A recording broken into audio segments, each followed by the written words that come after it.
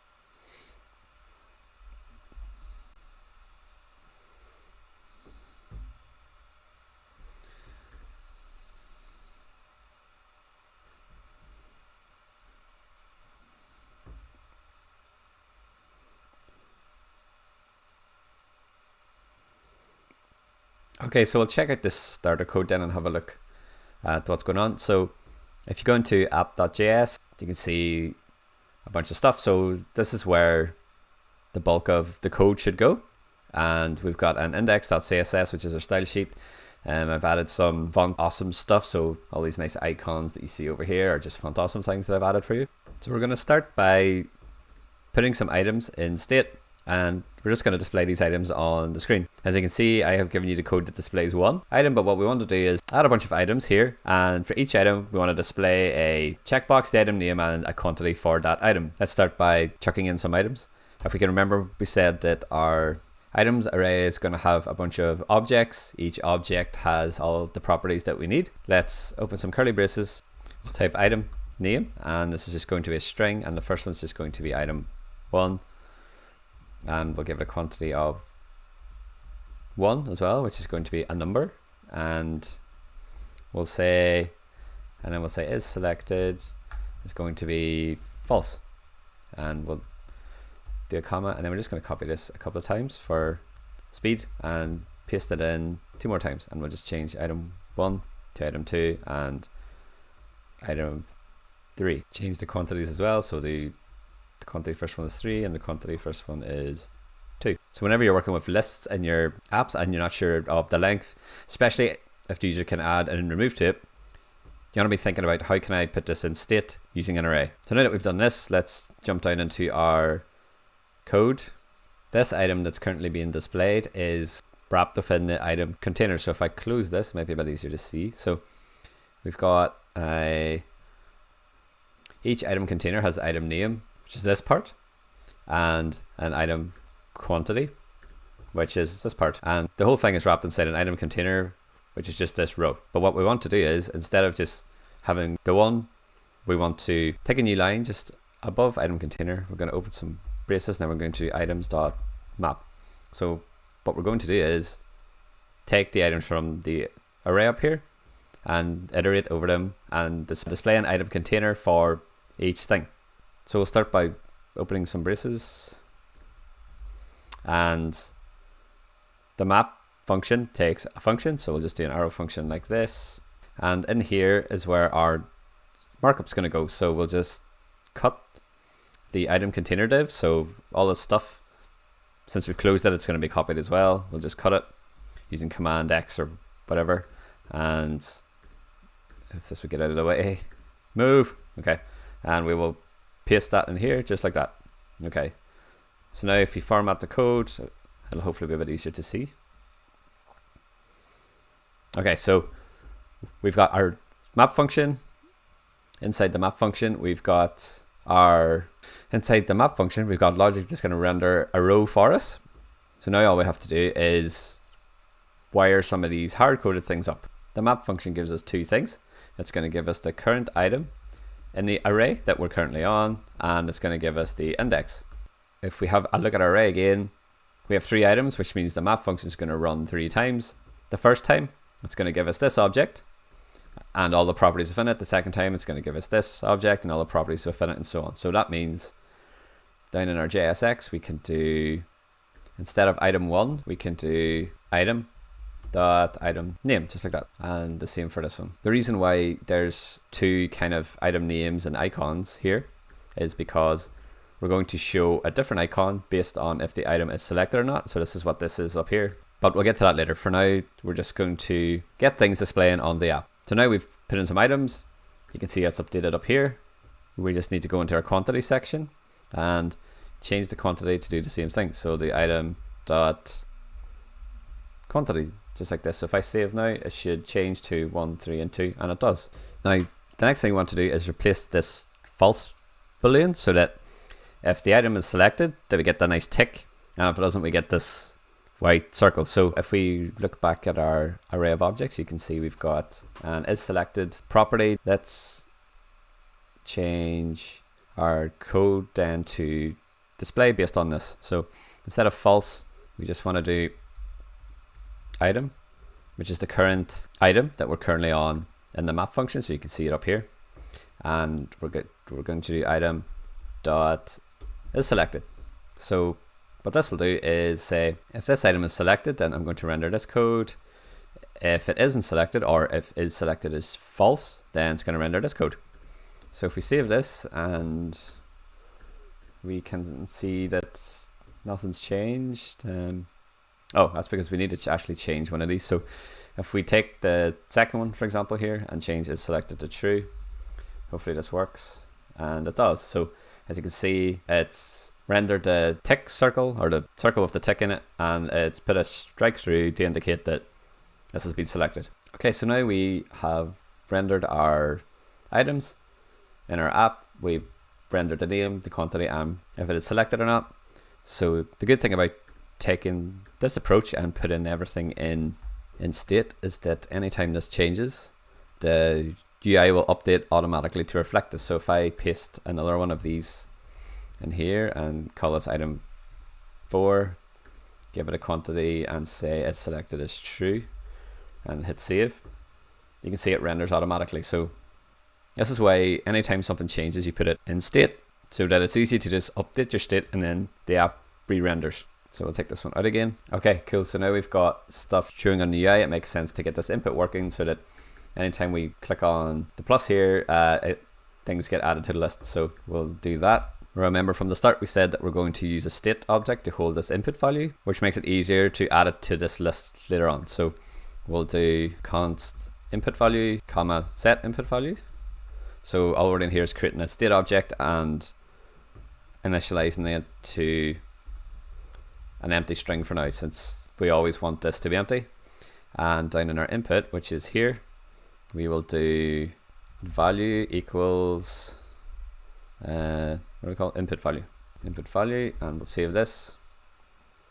Now if we try typing in this, you'll notice that nothing works. So this is because we've told React to take control of this input, which means we also have to tell React update the state anytime these are types. To this, all we have to do is use a on change. This is going to take a function. Whenever we use on change and pass a function to it, React automatically passes in the event, which we get access to like this.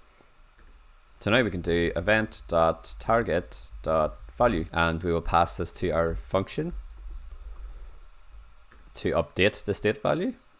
All we're in here is anytime I type in here, or the user types in here, this on change event gets fired. React passes in the event to our function.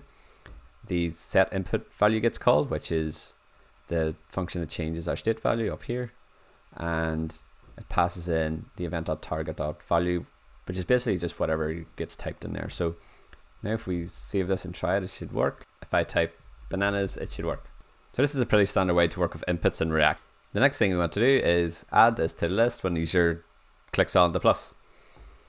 So for this, we need an on-click event somewhere. So in React, you can put on-click events on anything. It doesn't have to be a button. So this cross is actually this font awesome icon here. So all we do is do on-click, and we're going to write a function called handle add button click or something. Yeah, that'll do. Handle add button click. Right, so what's going to happen is nothing because this isn't defined yet. So what we do next is just outside our return function, we'll do const handle, what did I call that? Handle add button click. Okay, equals, and then it's just going to be a function, an arrow function, and for now we're just going to do an alert. It says you click the add button, and now if we try this and click the button, yeah, it works. Okay, so if we think about what we want to do here, we want to get the value that the user has typed in here, and we want to add it to this list. So we know what the value is because we have stored it in state in the input value, and we know what the list is because this is also stored in state. So all we have to do is add the value to the array and give it some default properties for things like quantity and is selected. So let's do that. What we'll do is we'll get rid of this alert, and we will type const new item. So this is going to be an object which we're going to push to this array eventually. So we'll open some braces and we'll say item name. So all the properties need to match what we currently have. Item name is going to be input value, which is this state value. Take a comma, we'll do quantity, and this is just going to default to 1, and is selected is going to default to false. Okay, so now that we have our new object, what we're going to do is take a copy of this array, and we're going to add our new item to it, and then we're going to dump the whole array back into state. When this happens, it'll cause the re-render because the state has changed, which means our list will update with whatever the new array is. So first thing then is we want to create a new array called const new items, and that's just going to be equal to an array, and then we do 3 dots, type items. So all it's doing is copying the current array. So it's taking the items that are currently in the array and it's just copying them here, and then we do a comma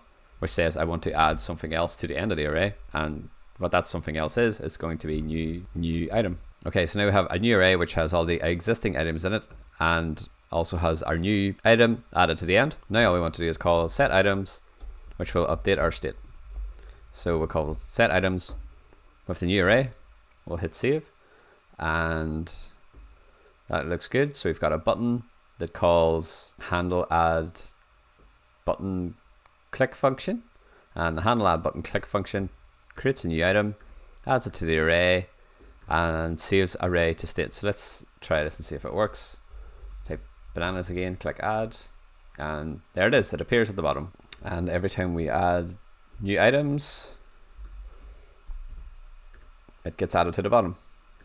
So we can add as many items as we like here because it's an array, and anytime we add an item to this array, it re-renders because the state has changed. So you should always be thinking about your React apps in terms of state and the best way to store state. One thing we want to do before we continue here is that if we add a item and click add, the text box doesn't clear, which means the user has to delete this and, you know, type their next thing and click add and delete. So what we want to do is after the item's been added, we just want to reset the input. So this is quite simple to do. We just do in our handle add button click function. After we've set the items, we just want to set input value to be an empty string again. So this just resets the state to what it was, and we've used single quotes here, so let's use single quotes here as well, just like this. And now if we try this, if I add cake and click add, it clears again. So that's just a bit of a better user experience. Right, so our app is coming along well. The next thing that we want to do is, let's see, we will get the increment buttons working. If I click the right arrow here, it should increase the number. If I click the left arrow, it should decrease the number. We're going to jump down into our JSX and we're going to close the item name div just so we can see what's happening here. So we're going to start with the increase. That means we're going to need some kind of function that gets called when the icon is clicked. So this is this one down here, this Phantasm icon with the chevron right. What we're going to do is do on click, and again this is going to be a function. This time it's going to be called handle quantity increase, just like this, and then we'll create it just up underneath our other function. So it's const handle quantity increase equals it's going to be an arrow function. Okay, so if you think about what we need to do here, whenever increase button is clicked, we need to go to our array, pick out the object that was clicked and increase the quantity by 1. But the problem that we have to solve right now is, how do we know which button was clicked? So to explain what I mean, if we do alert button was clicked and save this, and anytime I click one of these, it says the button was clicked, but we don't know which one because there's no indicator that's passed to the function that tells us which one. So down in our items.map function, we're displaying 3 rows. Each row has an increase button.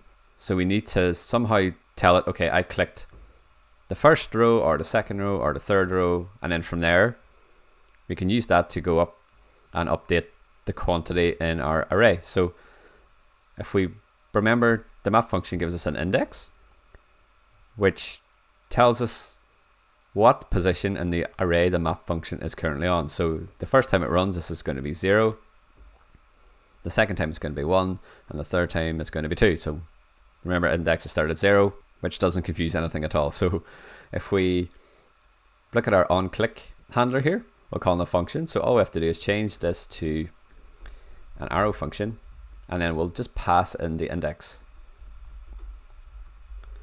just like this. So now in our handle quantity increase, we're going to add a parameter called index.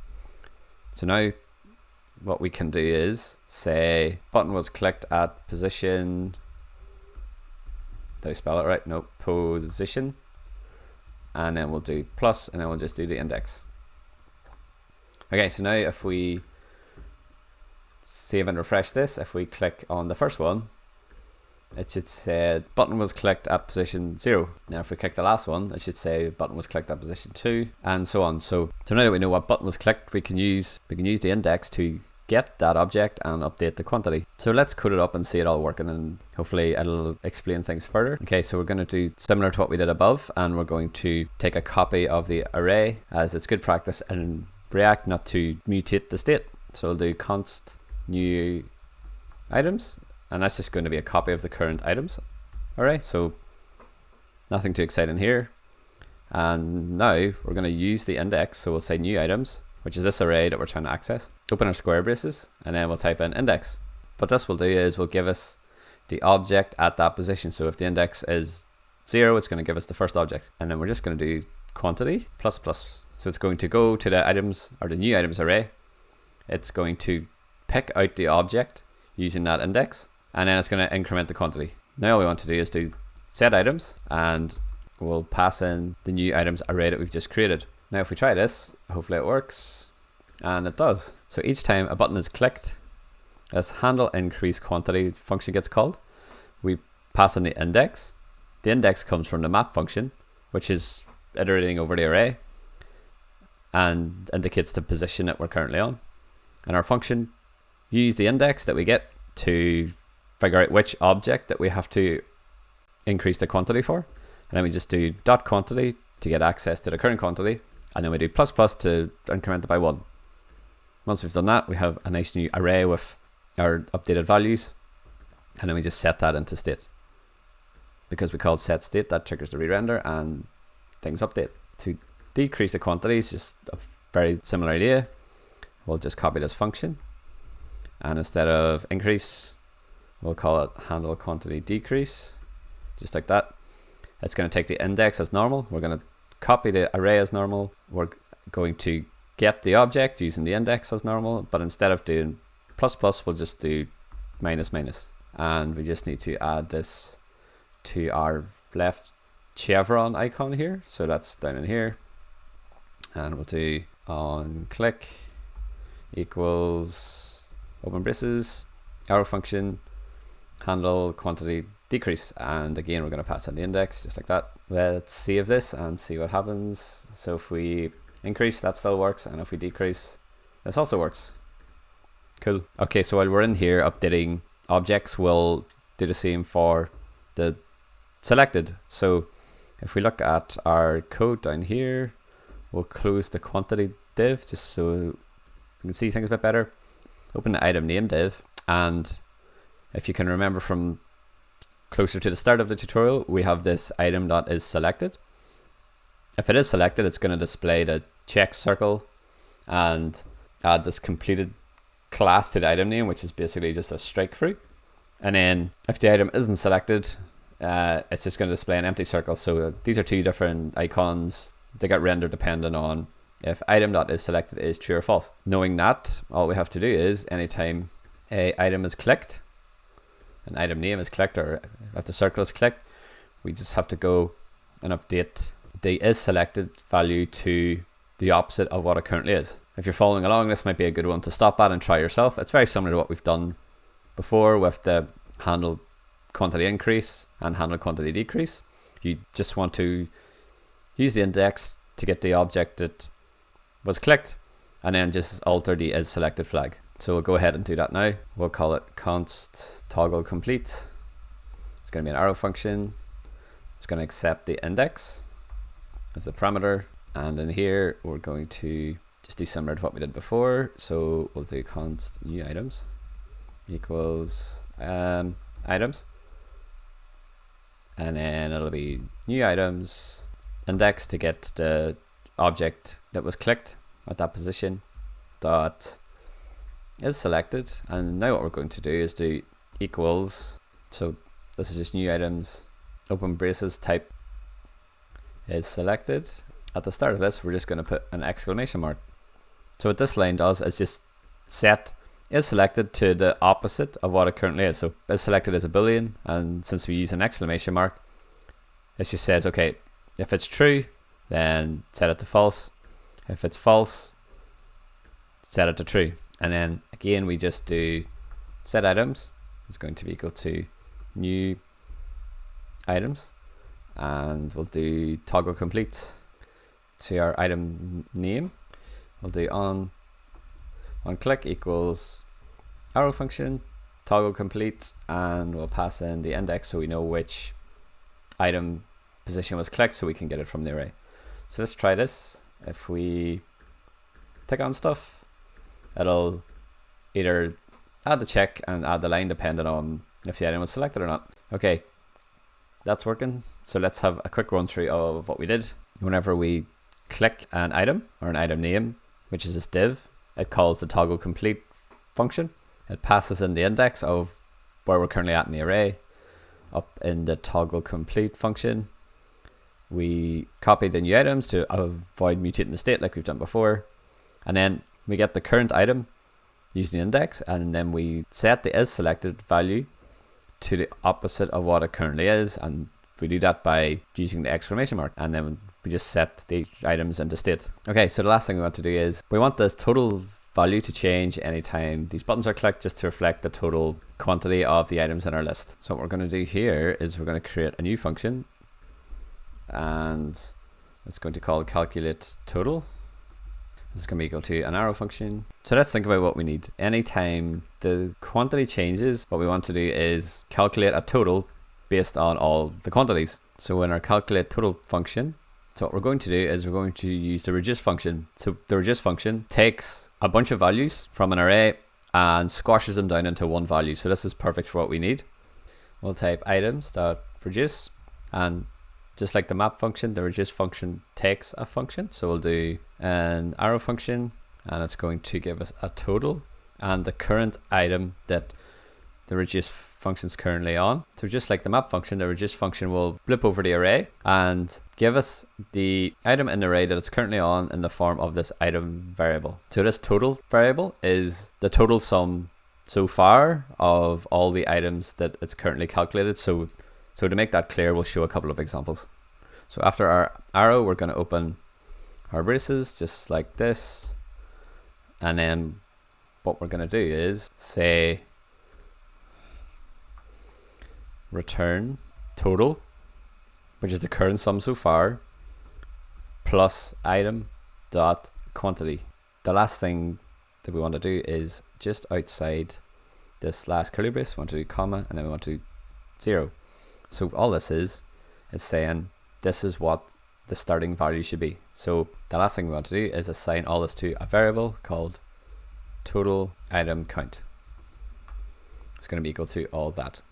Okay, so now that we have a total calculated, we need some way to store the total and in turn display it. So if we go up to our state values, we'll just create another one here called const total item count and set total item count equals use states,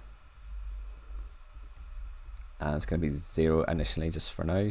What we want to do is back in our function, we'll just call set total item count with whatever the reduce function gives us back. So paste it in like this. And the last thing we need to do is, well, actually there's two things we need to do. So the second last thing we need to do is actually display the total item count in the app. So I think that's down in here. Yep, at the very bottom, you've got a total div, and instead of 6, we want to open our braces and do total item count.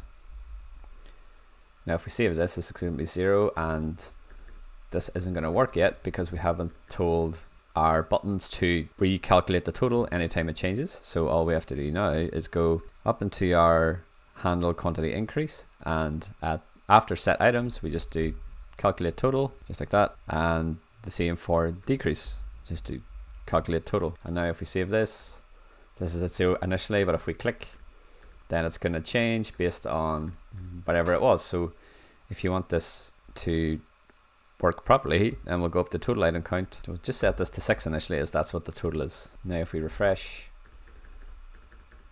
everything works. So the total should reflect 4 and 4 and 0 is 8, add 1 is 9, 10, and yep, seems to be working good. Okay, so that about wraps it up. If you liked watching this video, don't forget to share it with your friends on Twitter and drop me some feedbacks in the comments.